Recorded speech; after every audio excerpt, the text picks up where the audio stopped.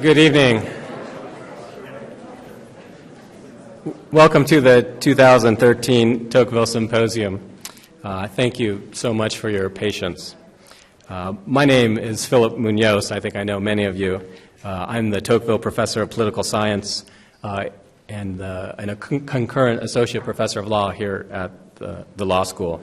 It's just my pleasure to welcome you to this year's symposium. A special welcome to our visitors, especially those who, for the first time, I know there's a few of you, first time here to campus, welcome to Notre Dame. And I know we have a number of alumni, welcome back home. The importance of this weekend's symposium really needs no explanation. Whether one stands to the right or to the left or in the middle of our political spectrum, we can all agree that the natural constitutional and legal rights of religious freedom deserve our utmost respect and our vigilant protection. We're here at the law school. I'm sure there are many lawyers or aspiring lawyers in the room. There might even be a few legislators here or potential legislators.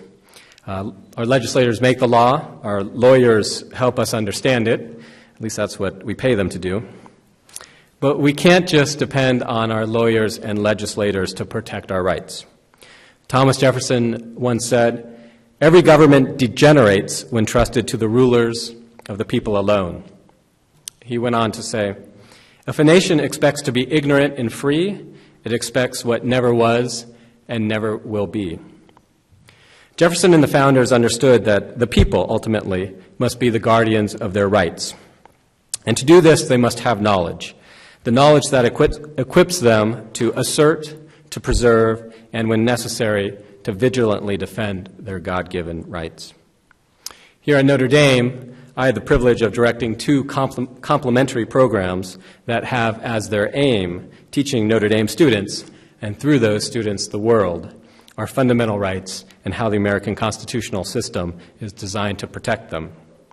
The Tocqueville program for inquiry into religion in American public life supports scholarship and teaching about religion and its proper and legitimate role in our civic life.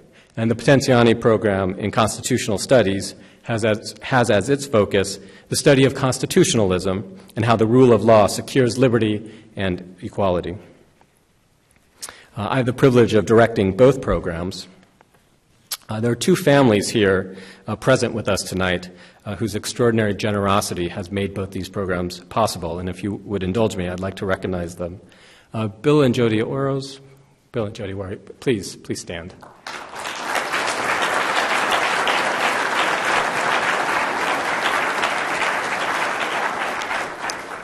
Bill and Jody gave the gift that actually brought me to Notre Dame. And so I am particularly thankful to you. So thank you very much. Did the Potenziani family make it yet? I know they're en route. I know we have a representative of the family. Fred, where are you, Fred? Fred Botek, a Notre Dame graduate. The Frank Potenziani family endowed our Potenziani program in constitutional studies. Like everyone else traveling today, they're struggling to get here. The Potenziani family has been incredibly generous to Notre Dame. So Fred, on behalf of Notre Dame, please accept a thank you for the Potenziani family.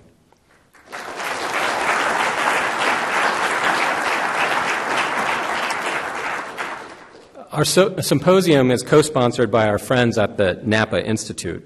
The mission of the Napa Institute is to defend and advance the Catholic faith in today's secular society. The Institute sponsors an annual conference in Napa Valley, California, every July. I participated in that conference 2 years ago, and I can attest it's an intellectual banquet in Catholic intellectual life. I encourage you to find out more information about it. We have some brochures outside the courtroom. And here we have the founder of the Napa Institute, Tim Bush. Tim, would you stand, please?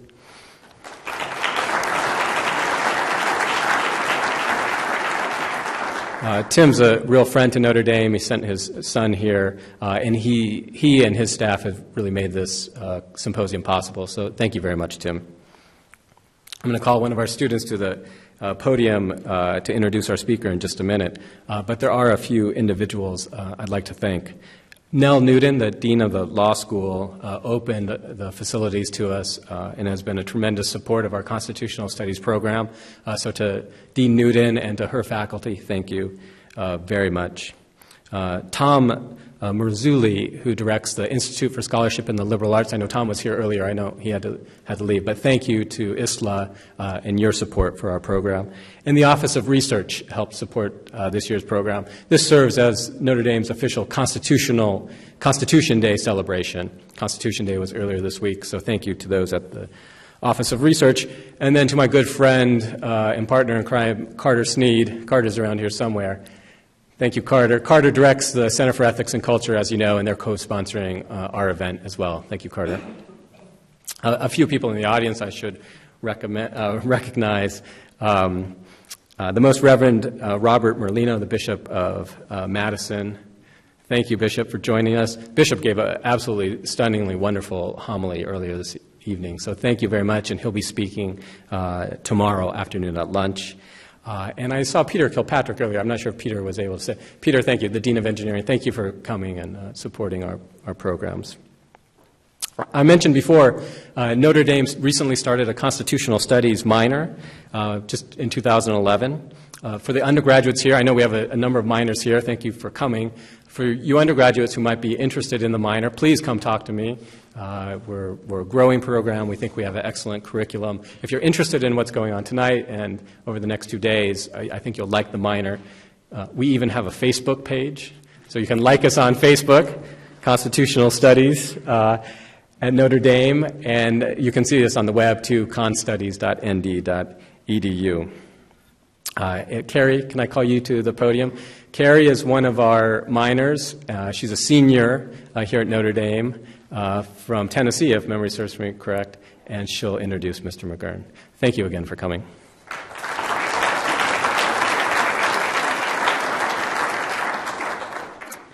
Hello, everyone. William McGurn, class of 1980, graduated from Notre Dame with a bachelor's degree in philosophy and continued his education at Boston University, where he earned an MS in communications. Since then, Bill McGurn has become a known name in the world of journalism. He worked for a time as the chief editorial writer with the Wall Street Journal and has since spent time in Brussels for the Journal, as well as Europe and Hong Kong for both the Asian Wall Street Journal and the Far Eastern Economic Review. Additionally, he served as the Washington Bureau Chief of National Review prior to his time as senior editor of the Far Eastern Economic Review. He also wrote the Main Street column at the Wall Street Journal and was an executive at News Corporation, its parent company. He continued on to serve as chief speechwriter for President George W. Bush from 2006 until 2008 and was recently named the editorial page editor of the New York Post. He has also served on the board of Notre Dame's Center for Ethics and Culture.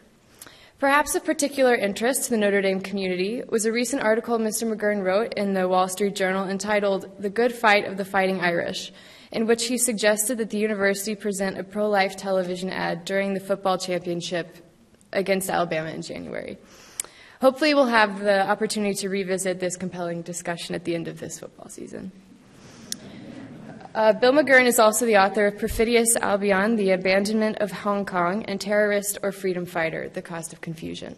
So without any further ado, I present William McGurn.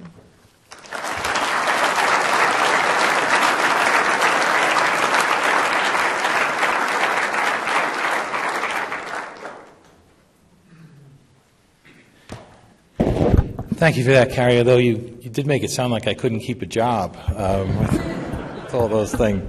As most of you know, I've just come in literally off a car from Chicago Airport, O'Hare, where I've been for the last 7 hours waiting for a flight here. So I had planned to put on a tie and get spiffed up. But now you see, this is what a newspaper editor looks like around this time of day when the deadlines start hitting. A little more rumpled and probably language not as nice as the words I'll use tonight. So as some of you know, the Michigan State game was originally scheduled to be this evening. What you may not know is that Professor Munoz intervened. A few months ago, the professor asked Coach Kelly if he wouldn't mind pushing the game off to Saturday so we could have our event tonight. So you can see that the people who put this conference together have great clout. And if I understand correctly, Coach Kelly asked just one thing in return. He's expecting Professor Munoz to stand next to him on the sideline Saturday to help call the offensive plays. Now, I'm not sure this is exactly what you meant when you defined the Tocqueville program's mission as creating an energetic and stimulating environment on campus. But come Saturday, there's going to be about 60,000 Irish fans very anxious to see the outcome. So, in any case, we're here tonight to discuss a national policy that this university is rightly deemed a threat to its freedom. Before we plunge in, I do want to take a moment to look at the people and programs that bring us together. They define what we're doing here, and they speak to the unique witness Our Lady's University brings to our nation at an important moment in our nation's history. The professor mentioned the Tocqueville program and especially the generosity of the Orsos family. Thanks to their foresight and generosity, a university founded by a French immigrant and christened with a French name finally has something that's been missing for too long, an initiative named for the Frenchman who understood better than almost anyone else that the free exercise of religion strengthens rather than weakens the Republic. Today's conference is also sponsored by another program run by Professor Muniz, the Potenziani program, and he also mentioned that family. On many campuses, constitutional studies are limited to lawyers, but not here. By coming together as we do tonight, we honor this family's contribution to the university, and we will all leave here enriched by their generous legacy, which bears their good name. Our other main host on campus this weekend is the Center for Ethics and Culture. First under Dave Solomon and now under Carter Sneed, the center defines its purpose as advancing the truths about God and man and nature. I have known these terrific people a long time. In pursuit of their mission, this little institute every day finds itself running up against some pretty big players. Most of Hollywood, almost all of academe, the best part of the media, and much of the political establishment. Against these powerful forces, the center brings only learning, wit, and a love for truth. As you can see, it's not even close to a fair fight. The other guys don't have a chance. From off campus comes our other host, the Napa Institute. The Napa Institute was founded by Tim Bush in California. Tim is not only a generous contributor to the Sun, but he has to Notre Dame, but his son, Garrett, is not just a domer, but a double domer with undergraduate degrees and graduate degrees, both in business, I think, right? The Napa Institute describes its mission as equipping, quote, Catholic leaders to defend and advance the Catholic faith. That sounds daunting, and they sure do a great deal of heavy lifting. But it helps to remember that the Bush family also runs a winery. In so doing, the Bushes give truth to Hilaire Belloc's quip that wherever the Catholic sun doth shine, there's always laughter and good red wine. As someone who has attended a number of Napa conferences and enjoyed my share of Trinitas Cabernet, let me just say you will walk away from this weekend with a fuller appreciation for what the Napa Institute means when it says they're equipping Catholic leaders. Last, I wish to highlight the principal stand Notre Dame has taken on the contraceptive mandate that has provoked both a great national debate and this conference on religious liberty. The university's decision was gutsy. It's no small thing to sue a president, especially one who had been your convention speaker. Even if we lose that one, especially if we lose that one, we can all be proud that the Irish didn't go down without a fight. Which is all a way of saying this. This campus is home to many loyal sons and daughters fighting the good fight in their own way, within their own fields, with their own special charisms. So just before I start, I ask you to join me in showing our appreciation for all those I've just mentioned, and even more for those I have not, the hidden little heroes who support these vital enterprises every day in quiet, unacknowledged acts of energy and grace.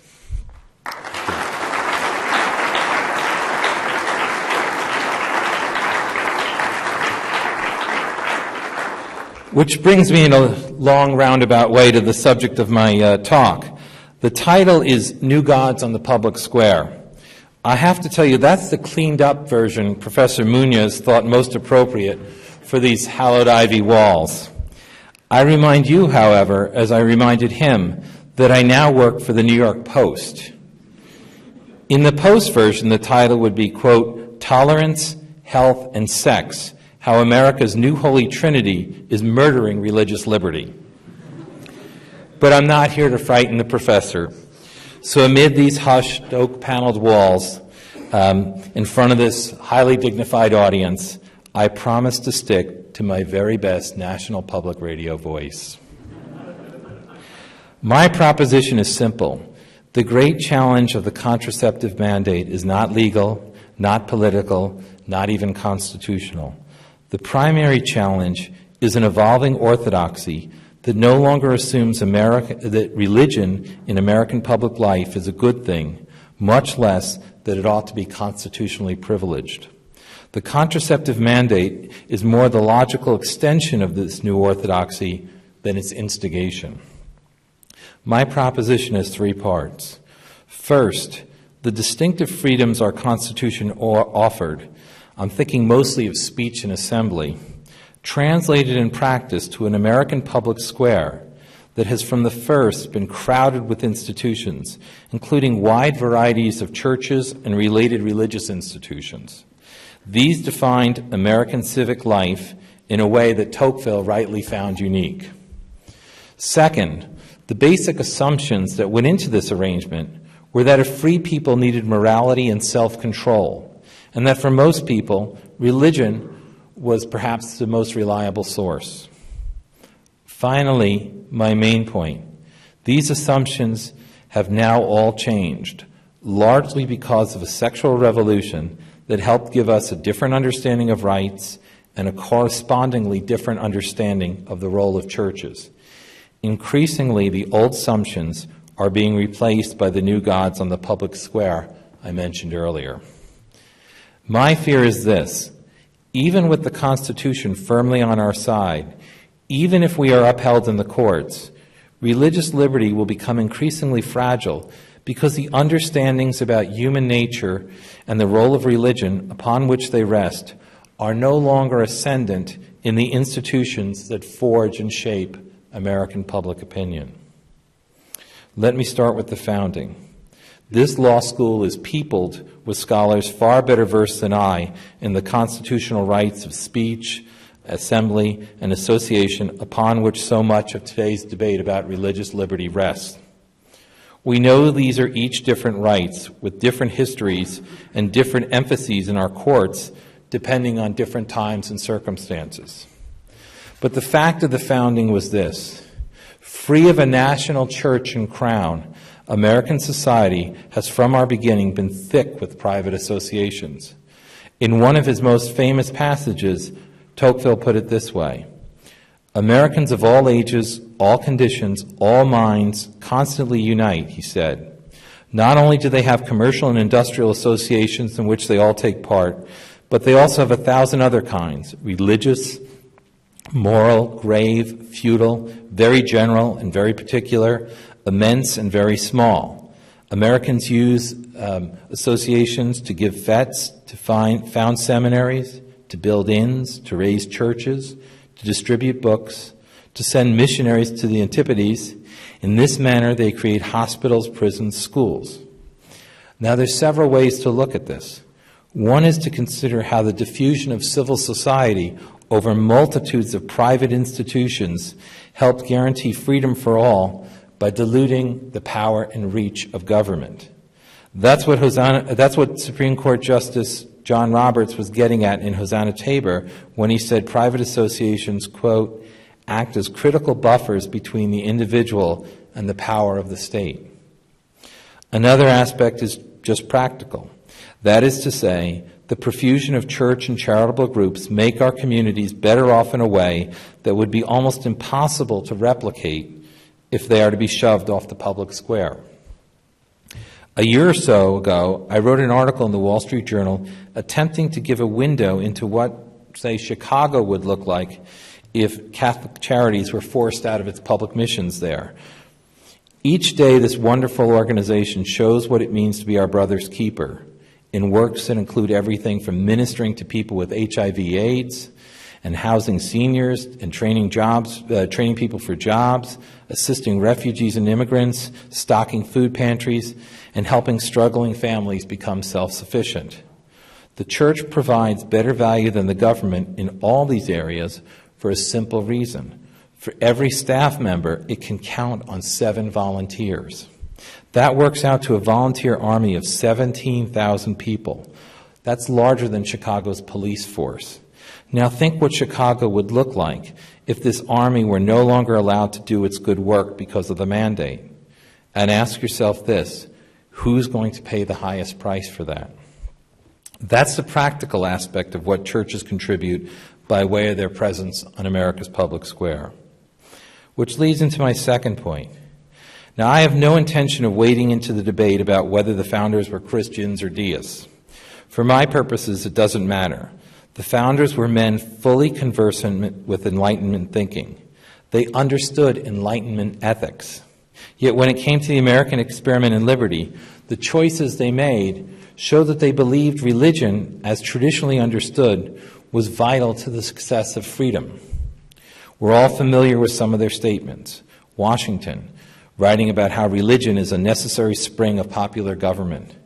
Adams, how our Constitution was made only for a moral and religious people. It is wholly inadequate to the government of any other. Or Ben Franklin, arguing for prayer at the Constitutional Convention. The longer I live, the more convincing proofs I see of this truth, that God governs in the affairs of men. I also believe that without his concurring aid, we shall succeed in this political building no better than the builders of Babel. These are all very familiar statements. As the Library of Congress exhibit on religion and the American founding puts it, quote, "It is no exaggeration to say that on Sundays in Washington, during the administrations of Thomas Jefferson and of James Madison, the state became the church." By this they meant that these presidents attended religious services in federal buildings, appointed chaplains, and so on. Though Jefferson and Madison are generally deemed among the more hostile to traditional Christian doctrine, they attended these religious services, as the exhibit goes on to say, because they, quote, "consciously and deliberately were offering symbolic support to religion as a prop for Republican government." Today, all this is gone. By gone, I don't mean there aren't Americans who assent to this understanding, even large numbers of Americans. I mean the view no longer animates the body politic and large parts of the public. I would go further. Today, many Americans believe that religion is about advancing claims that at best cannot be defended rationally, and at worst are really just manifestations of bigotry. They may not be right. I believe they are in fact wrong, but this is what growing numbers believe, and in my world, especially in the media, I believe it's the dominant view. Any number of reasons might explain this. Tonight, I want to confine myself to one: the sexual revolution. Whatever the old assumptions about human nature and limited government, the sexual revolution has ripped them up at the root. And we see what has replaced it in Justice Anthony Kennedy's now infamous passage in Planned Parenthood versus Casey. Quote, "At the heart of liberty," he wrote, "is the right to define one's own concept of existence, of meaning, of the universe, and of the mystery of life." How far that is from the idea that at the heart of liberty are self-evident truths, that there exist laws of nature and of nature's God we do well not to defy, and that the most precious and unalienable rights we have come from our Creator. Yet how apropos the Kennedy formulation is for our day, when Bradley Manning can simply declare himself a woman and the New York Times follows suit. When the quick retort to any appeal to any idea of a sexual norm is, "Who are you to judge?" And when churches supporting moms and dads trying to raise their children with traditional notions about human sexuality are thought to be spreading hate. In his 2011 McElroy lecture, Douglas Laycock summed up what's going on this way, quote, "Disagreements about sexual morality and disagreements about the truth and significance of any and all religions are reopening the debate over first principles. If he's right, even our religious liberty victories may inadvertently encourage the view that we have no business privileging religion. Let's take the recent Hosanna Tabor decision I mentioned earlier. In a 9-0 decision, the Supreme Court held that churches get to determine their own ministers, and these ministers are entitled to the ministerial exemption from employment laws that even the Obama administration recognizes, albeit in a highly narrow way. Here's the problem. For most ordinary Americans who are not looking at this as lawyers, it sounds as though what the Supreme Court is saying in Hosanna Tabor is that the churches have some weird privilege to do nasty things that would be against the law if any of the rest of us did them. The more honest objectors acknowledge this. Most of you are probably familiar with Brian Leiter's book, Why Tolerate Religion? Some of you might point out that he misunderstands religion greatly, and I would agree.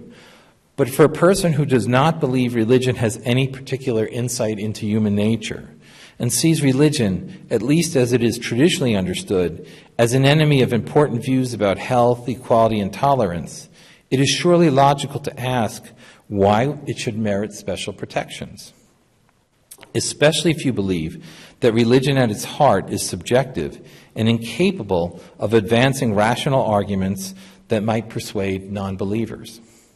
This is what I mean by new gods. And in the contraceptive mandate, all three come wrapped into one. Tolerance. Look at how those arguing for religious liberty are held to be not just wrong, but engaged in a war on women. On health.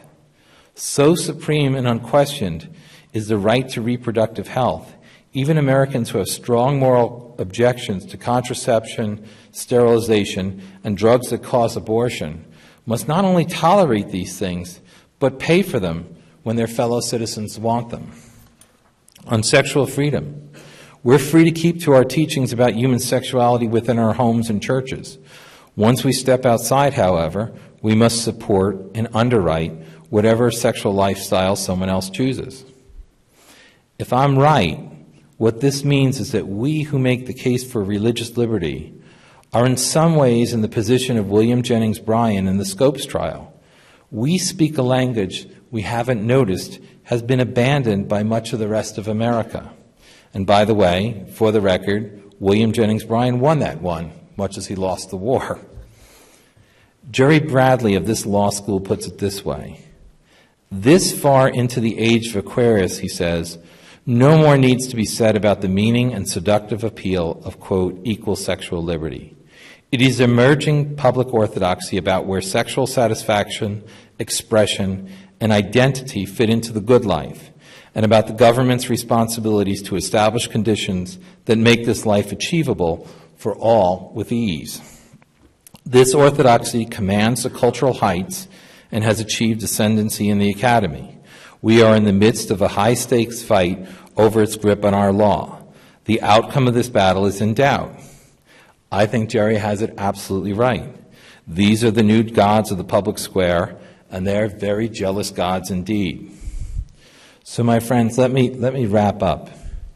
It's quite possible to imagine a free society based on principles that are agnostic about man's ultimate purpose or the Creator who fashioned us in His image.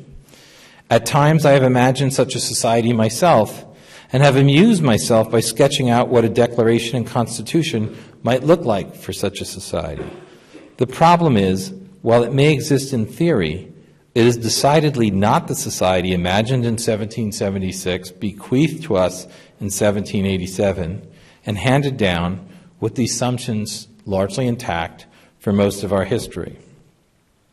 Today, alas, the chief thing that we seem to take from these founding documents is Jefferson's pursuit of happiness.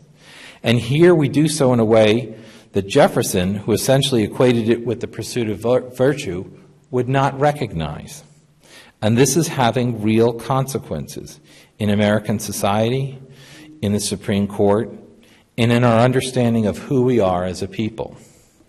So while in theory a society that has lost all faith might still sustain an understanding of freedom that safeguards religious liberty, in practice we are seeing that the likelier consequence of such an evolution will be a different society with a different understanding of rights and a different understanding of the role of our churches and their attendant institutions. What is the answer? The answer is to restore the lost language of liberty. Whence comes these strange truths that were self-evident to our fathers, how limited government flows from them, and why human freedom becomes impossible when human nature is denied. In essence, the challenge before us is as old and as timely as the gospel when it was first put forth. And ye shall know the truth, and the truth shall set ye free. That is the real meaning behind the words God, country, Notre Dame, etched into the stone over the east portal of the basilica. At times, these words have been taken as an expression of Catholic jingoism. Properly understood, they should be a sign of humility, a reminder over a church door that country and Notre Dame mean nothing unless they are tethered to the God who is truth. The challenge of religious liberty today is not to convert all Americans to Christianity, but to restore the understandings that allowed faith and freedom to flourish in this land as in no other. So I end with this. If we lose, we will not have a public square that is neutral. The new gods are not of the live and let live sort. The contraceptive mandate started as a constitutional battle over religious liberty.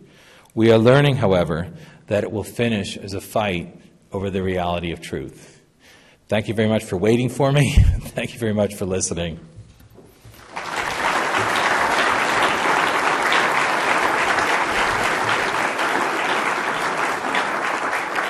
happy to answer. Yeah. Thank you. Thank you very much, Mr. McGurn. We have, despite our late start, plenty of time for questions. We have a tradition here at the Tocqueville program and the constitutional studies programs. We'd like to start all our questionings with an undergraduate student. Any undergraduate students?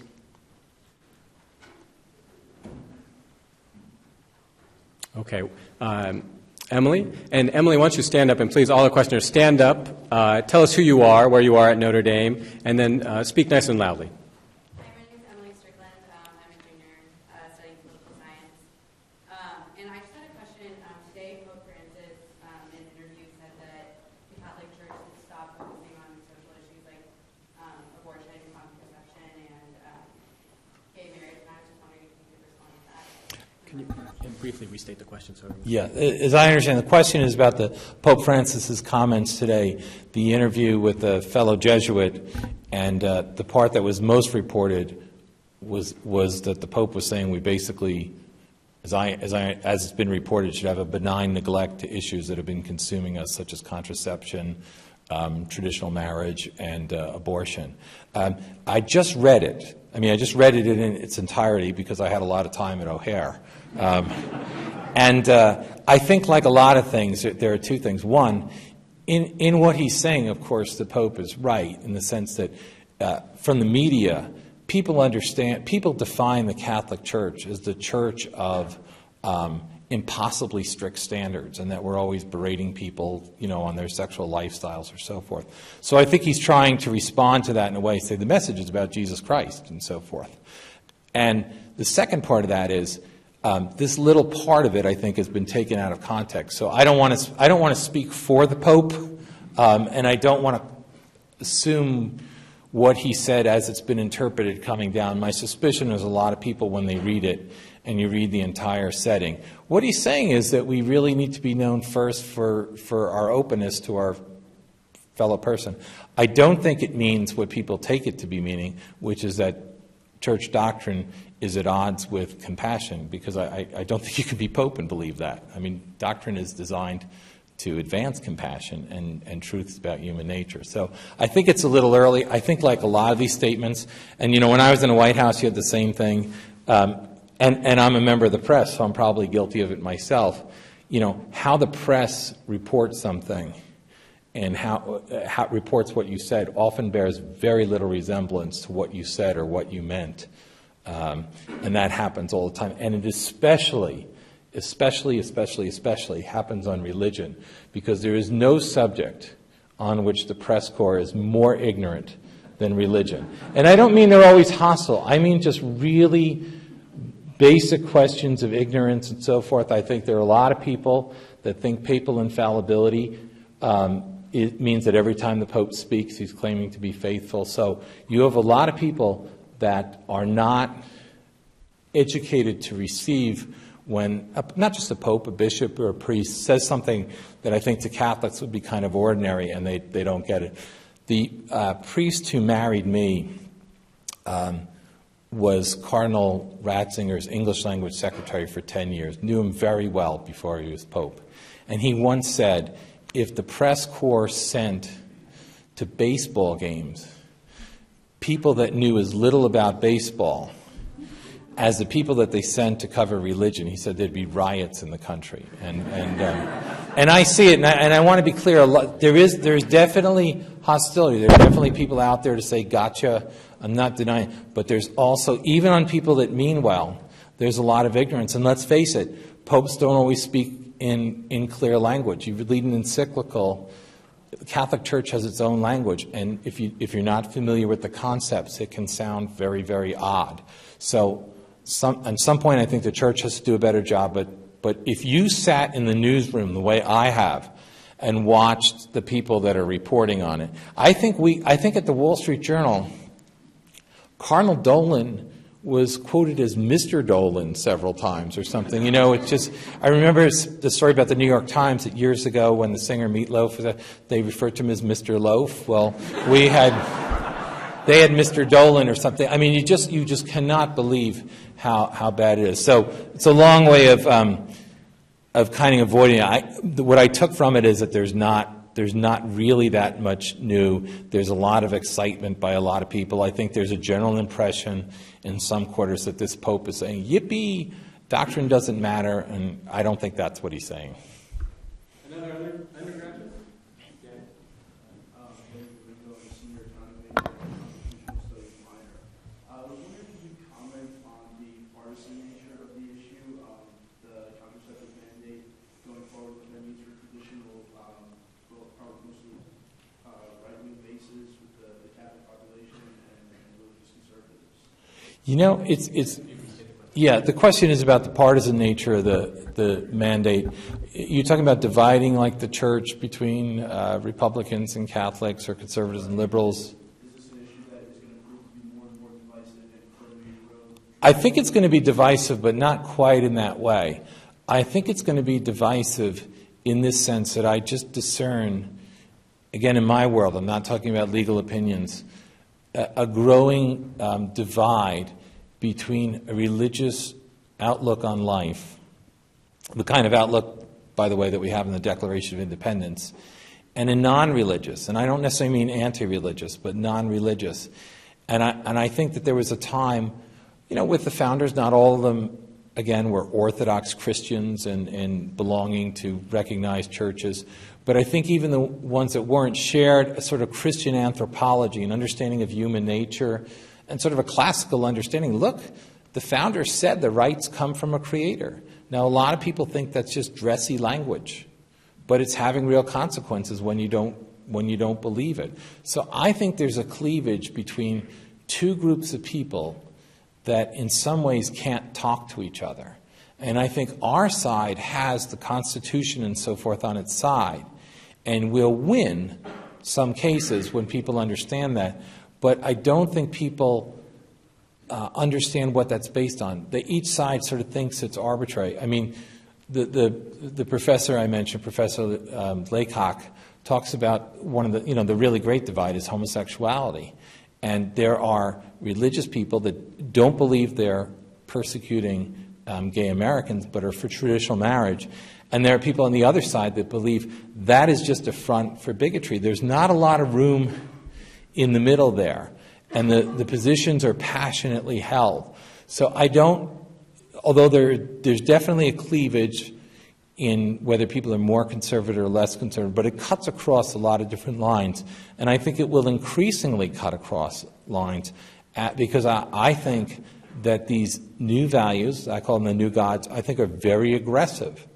I mean, you have Catholic agencies no longer able to have adoptions. And in New York City, where I am, you see the health department going after provisions of Jewish law and so forth. It's really quite extraordinary to see all this activity. So that's the cleavage that I think, and I don't think it's necessarily because people hate each other, but I think that each side's beliefs have become unintelligible to other side. I'll say this: when I was at the Wall Street Journal and just trying to put forth what is the argument for traditional marriage, I would say that a fair number of my colleagues, most of them, didn't understand what I was saying. Did not. It's not that they rejected it, but I might as well have been speaking Latin to them. And I think we're going to see more and more. And again, if you rely on the press, which is the lowest common denominator, I mean, we're not known for our brightness. A famous guy, well before Rupert Murdoch, was supposed to say, journalists don't need to be smart. All they need is shorthand and a certain low rat-like cunning. And today I would say you don't need shorthand because you have tape recorders and so forth. So. How about one more question from an undergraduate? Lincoln. Hi, my name is Lincoln Robinson, junior political science major. I just wanted to ask you, you mentioned in your talk, what if Catholic Charities pulled out of Chicago? Mm-hmm. Well, actually, I don't know if it was in recent years, they've had an issue where Catholic charities or Catholic adoption agencies Right. have pulled out of the area because Right. they can't comply with the law with that. So Right. can you speak a little bit about that sort of thing around? Yeah, I mean, some of the law professors would probably be more familiar with the cases, but I believe in Boston and Washington, and I think the state of Illinois, Catholic charities are no longer doing adoptions because of the church's view of marriage. And the way it usually works out to is you don't offer same-sex partners marital benefits, and if you don't do that, you're in defiance of some equal opportunity law, and you're then deprived of public funds. And we're going to have a lot more of that. My point about Catholic charities is that in free societies, institutions are really vital. And this was just a practical point. I don't think it's the point we win on, that we do all these nice things, so you should let us have our weird beliefs. But we do a lot of nice things, and 17,000 people like working every week. If you were in bed, who would you like delivering, the soup to you? Some low-paid, government worker checking over, someone who's a volunteer because they're there because they care about you and might ask you a question, how's your family and so forth. So I was just trying to focus because Catholic Charities is so large. All these things, not just adoption, all these things are threatened. And it's the schools, it's a whole bunch of things. And so that is the kind of thing that gets people's attention. My point was that President Obama has put himself against his former partners as community organizers in Chicago because he had worked with the Catholic Church in some ways. But while that's really important and we are being pushed off the square, I don't think we're going to win just by saying we do all these good works and you can have it. I think we win by restoring the understanding we had at the founding of why these things are important, both for our liberty and for our republic and for our souls. To me, the issue really comes down to the idea of truth. If you work in the areas where I work, in journalism, and when I was in Washington, you ask people, do you believe the words of the Declaration? That there are self-evident truths, laws of nature. I don't think most people believe. I think they think it's nice, flowery language, like the 18th century equivalent of Hallmark. And I think what I'm trying to say is when you take that understanding away, it turns out to matter whether you really think rights come from the Creator, are divine, and not the gift of men, or not the construct of men, than the alternatives. And I think we're finding now that these things do matter. And Tocqueville did talk about that too when he imagined how people might lose their freedoms and so forth. But I think we're losing the understanding. I think the most controversial thing today is the idea of truth.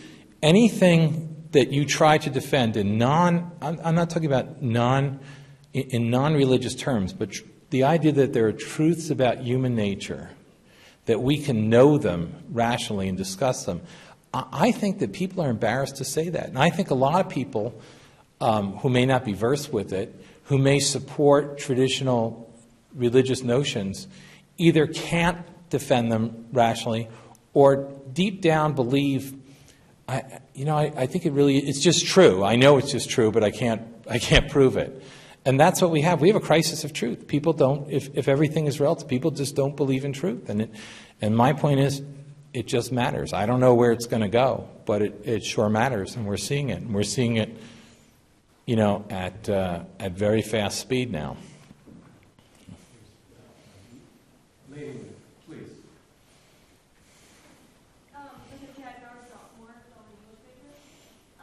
So I obviously agree with religious liberty being a vital part of our society, but I'm having some trouble with your originalist argument going back to the founding fathers. Do you not believe that when 200 years goes by that they should, society should move on and change with changing times? Could you just elaborate on that a little bit?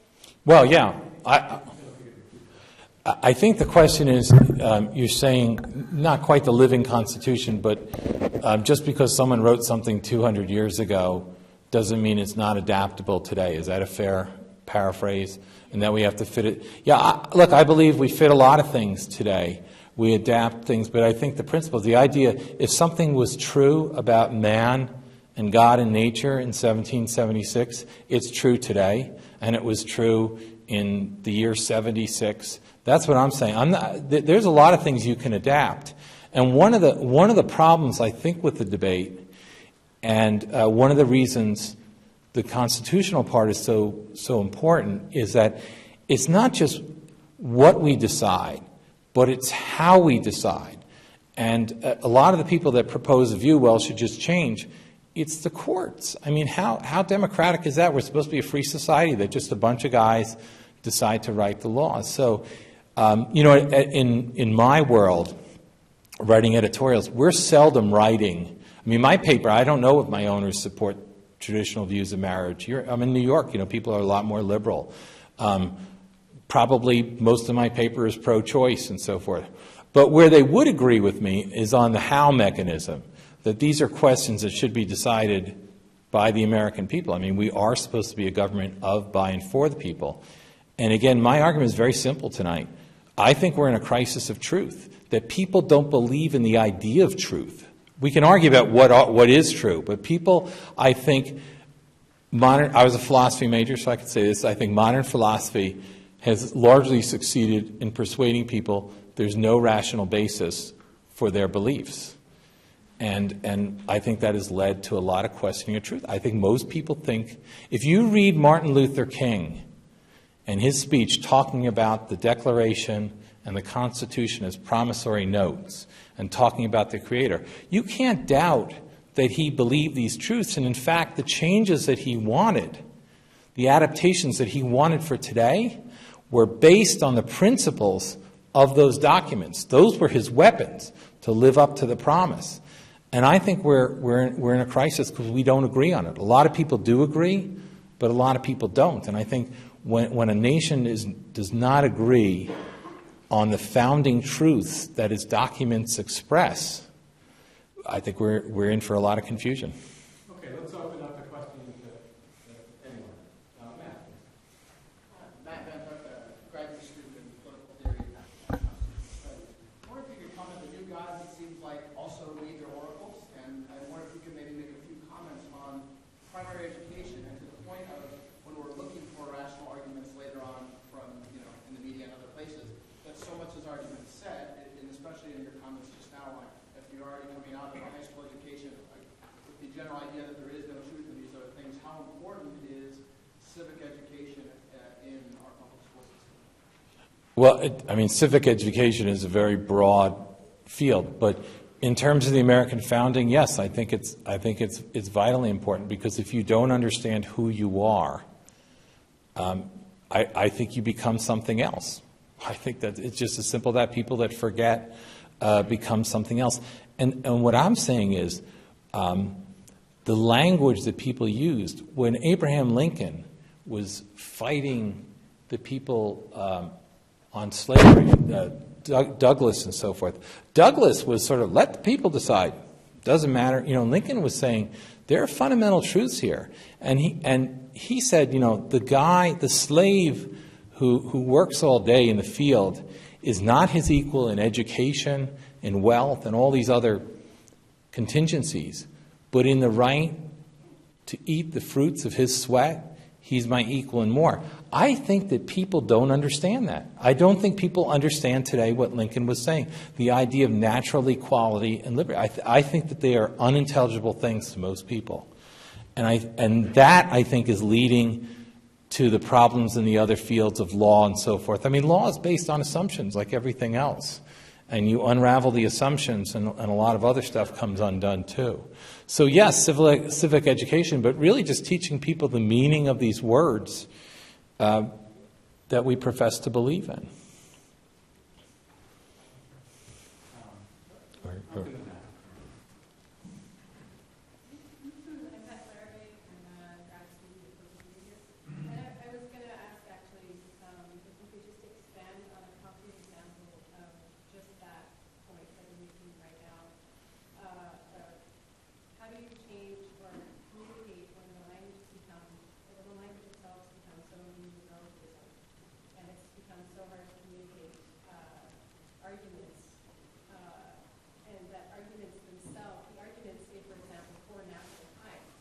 Right. Right. So difficult in itself. What is one concrete example you could give in terms of the kind of mandate, or how to communicate that? Well, I think that some of the amicus briefs in the contraceptive mandate get to that, to different examples.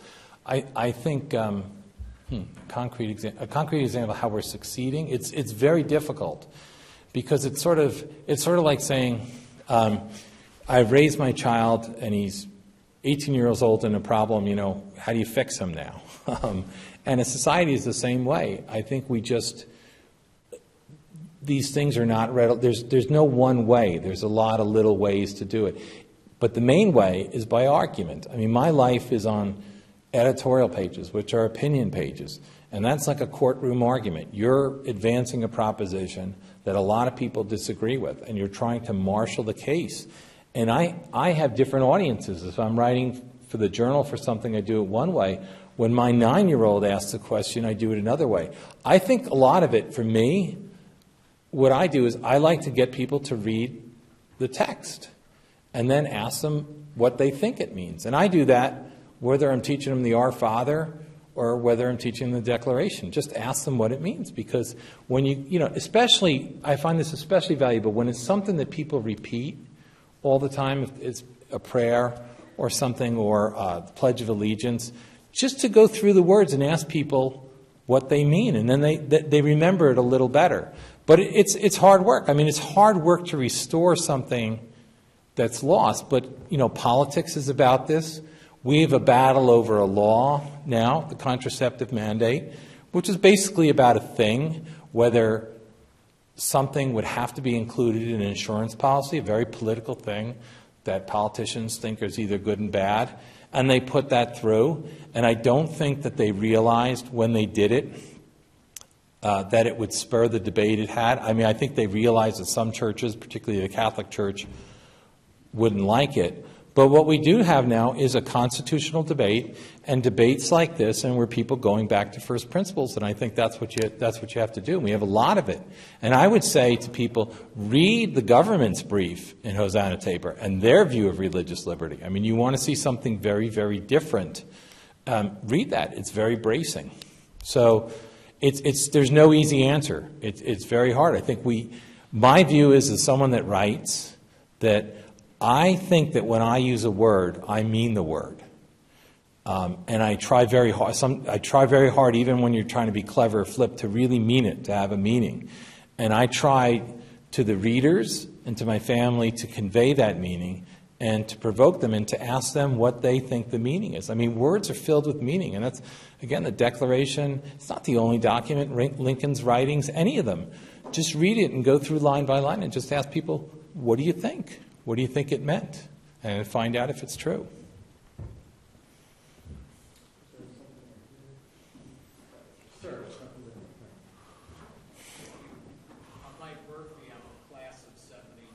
Hmm. It used to be kind of a nice fit with the Catholic principle of subsidiarity in American federalism. Right. Why do you think so many of our Catholic leaders have jettisoned law and order? Well, I won't embarrass. The question is the Catholic social teachings, subsidiarity, and so forth. Why these social principles, which work very well, which people understood why they've been jettisoned? Well, I won't embarrass people, but if you ask people to define it in here, very highly educated room, I think a lot of people wouldn't know. When was the last time you heard it? I found it out myself through my family. I never heard it taught or anything anywhere. So, most of these things, I think one of the students asked before about things being old. One of the things that's so humbling to a newspaper man is when you thunder on about something and you say this is new, then you go back and you find like 10 years ago. Actually, if you went back, you could find just a year before. But people have been having the same battles forever. And you go back, people have thought about, we're not the first people that have thought about these things, is my point. It's very humbling. You'll find out someone did it and said it better than you did. And I think we have to go back and rediscover these things. That's why, the best of classics, you can read them, and they're alive to present circumstances, even though they were writing about something else. I'll give you a very vivid example of that's not in the Catholic sphere. I was in Hong Kong for 10 or 11 years, went to China very often and watched the big changes in China. And in my last trip before I moved back here in 1996, I was in Beijing, and our reporter said, there's this conference on this guy, and it's being held by this new institute, and I can't figure out whether this guy is a left-winger or a right-winger. And I said, well, who's the guy?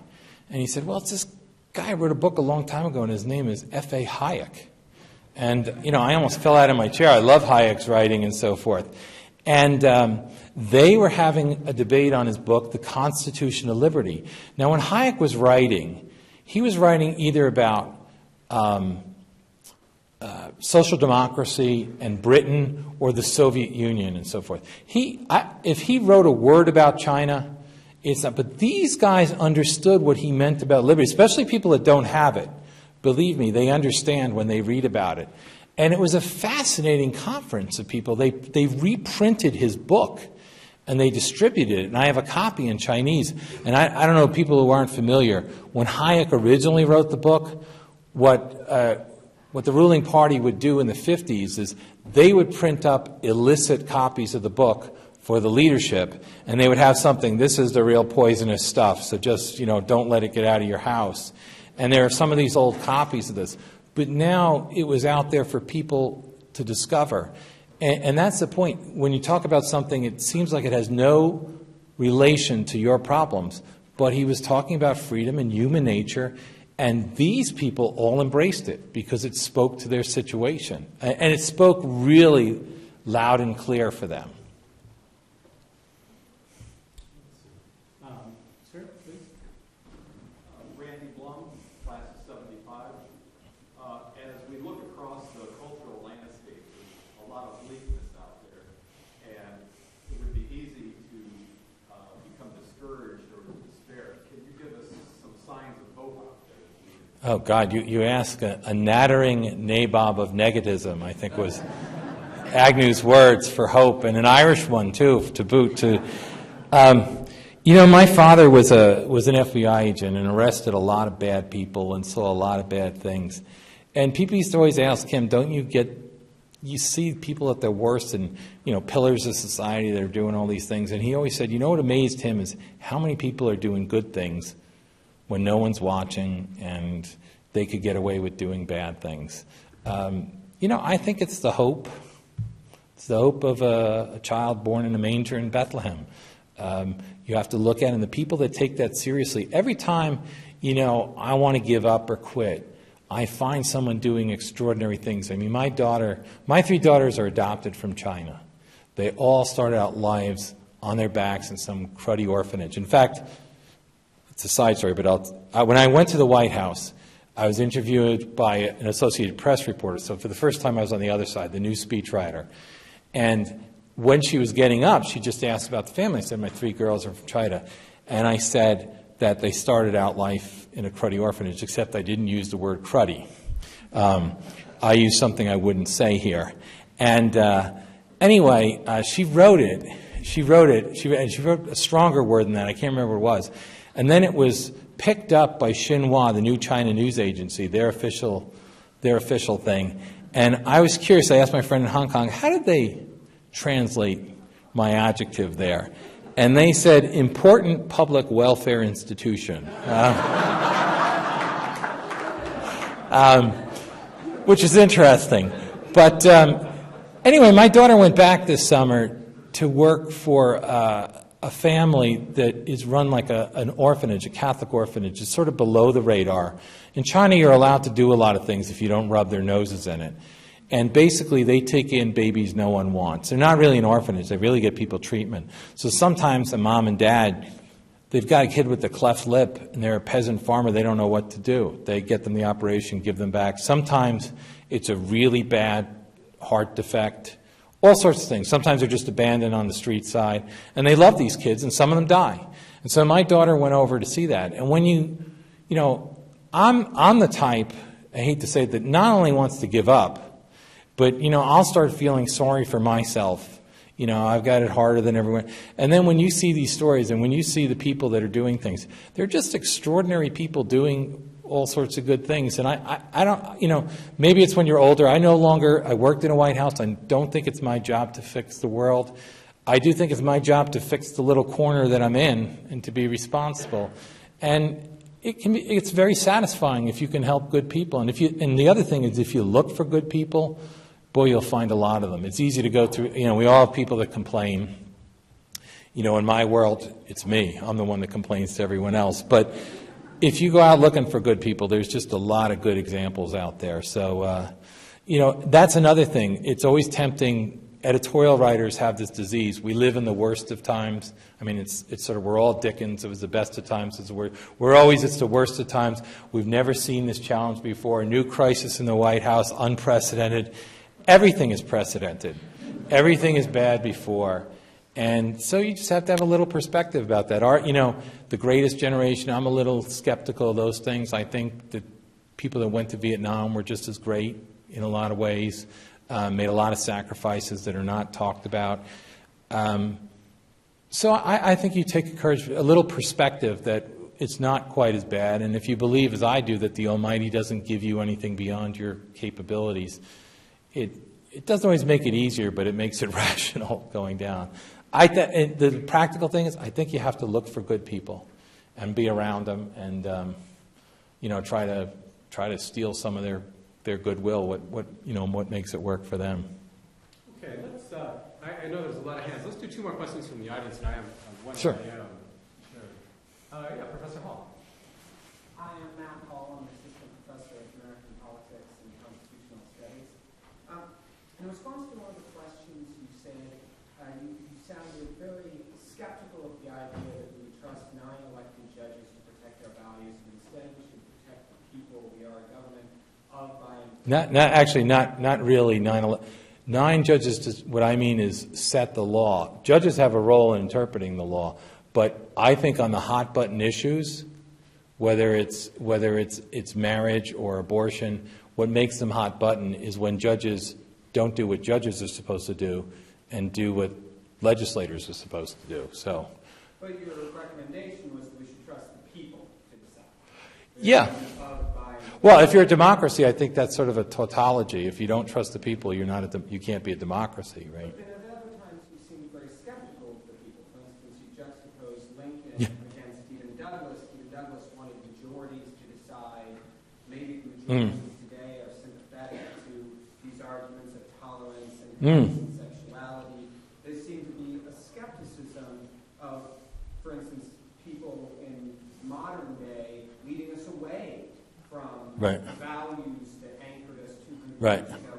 And so I sense a little tension. I'm wondering, do we trust people to direct our democracy, or maybe we only trust them after you convince them to go back? Well, no, that's part of it. How do you resolve it? Yeah, I don't think it really is a tension. The democratic system is of, by, and for the people. That is the system we have.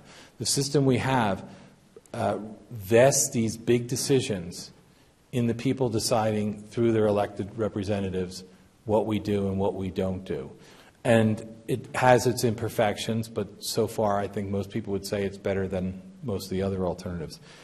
That doesn't mean that it's just majoritarian rule all the time. I mean, the founders were very clear about that. They put in a lot of checks and balances and so forth because they didn't trust people being swayed by passion right away. There's a lot of things. I mean, actually, you could read the founders, though there's a democracy, a lot of checks on people to prevent enthusiasms from taking over. I would say if you want to take like an issue that I care about, abortion, life, I'm not sure the public is with me on where I want to be. I know most of the people I've worked with in my life are not with me and so forth. However, I do believe, and I think Lincoln believed it, and I know President Bush believed it, that the way you get where you want to go, our society is about making arguments and making conclusions. I mean, the founders didn't just have these documents, just produced themselves. There were debates and so forth and violent disagreements. I do think people are capable of being persuaded, and that if you appeal to their better nature, they can be persuaded. And that's why also, as much as I wrote an article about what Chicago would look like, without Catholic charities, I also said, I don't think that's the way to go. That's a cheap way to, go with what I want because here's all these things that you benefit. Your taxes are lower because the Catholic Church is doing this.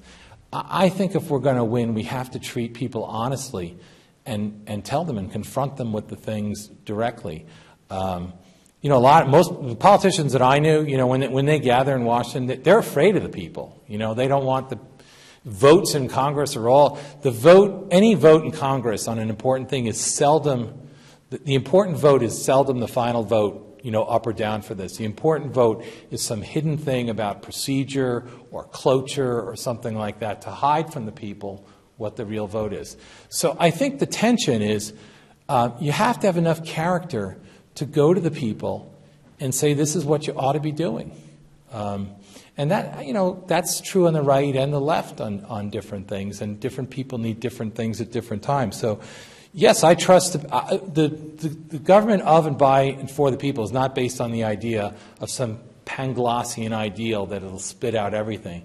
It's based on the idea that people generally, over time, looking at things, will reach better conclusions about power than people abstractly deciding them at the top without consulting them. In many ways, it's a very practical thing, and that they can learn from it and make choices. So yes, I try. It's not so much trusting the people. I think it's we have a government of the people, and to make that work, we need people that understand virtue, understand truths, and understand all the things. I mean, I don't see that as different from any other thing.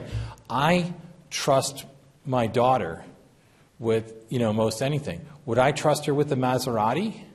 She's 18. I don't think so. Not right now. I might train her stuff, but I trust her. She's a good kid. She doesn't cause a problem. You trust a lot. I trust FBI agents with guns. My father had a lot of training in guns. I wouldn't trust anyone else with them all the time. So, a lot of it depends on whether they're equipped. And I think the belief is, to some of the people, that there need to be good citizens, not just citizens. Citizens are not automatically good. That we need an educated citizenry.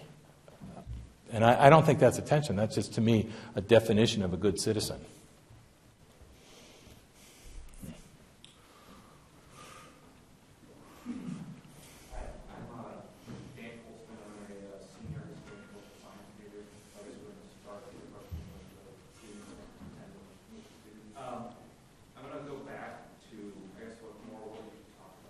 Mm-hmm.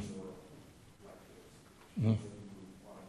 I know that you stated to begin with that you weren't here to talk about sex, so I'm not going to ask you to talk about sex, but there are other periods of, our history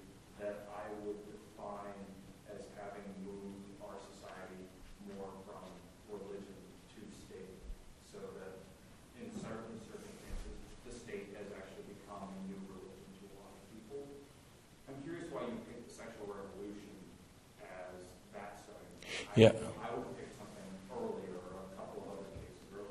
Well, in this sense, I don't think it's the only influence. I said I'll confine myself to one. I think it's the most important one now because I don't want to go into a long exposition of the sexual revolution, but it did occur at the same time as the civil rights revolution, and there's a whole bunch of other things. And there was a time that I think gay Americans not only were denied marriage, but were treated horribly and beaten up, and that were bad things. And what I see now is that most of the challenges, I think, are rooted in the legal cases in some definition of human sexuality, whether it's marriage, whether it's abortion. If you think of the most hot-button issues, I think they involve sexuality. And I think the sexual revolution changed things. First of all, it gave people power. My view is knowledge is good, but it gave people power. And then I think we now have people that believe, quite a few people, and quite a few respectable people in the academy, that there's no such thing as fixed gender or anything. I think it's been the most insidious in the way it's undermined the idea of truths in any of these realms. I think most people are abortion's slightly different in that the pro-life argument has always been that the unborn child is a human life. That's a little easier to make. Even people that don't agree with it can understand. It's a lot harder to make the case. I'm married to a woman. I have traditional marriage. So it's a lot harder for me to make the case why someone who's a gay American shouldn't be married. How am I harmed by his or her getting married? And I think that what we've seen is a real undermining of these ideas of truth. I think that it's come fastest there because sexuality is so much a part of who we are, and it's so personal to people, and many people define themselves by it. So I think it's been the fastest and sort of most insidious thing eating away at truths, to the point where I said people don't think the churches are misguided. They think the churches are spreading hate.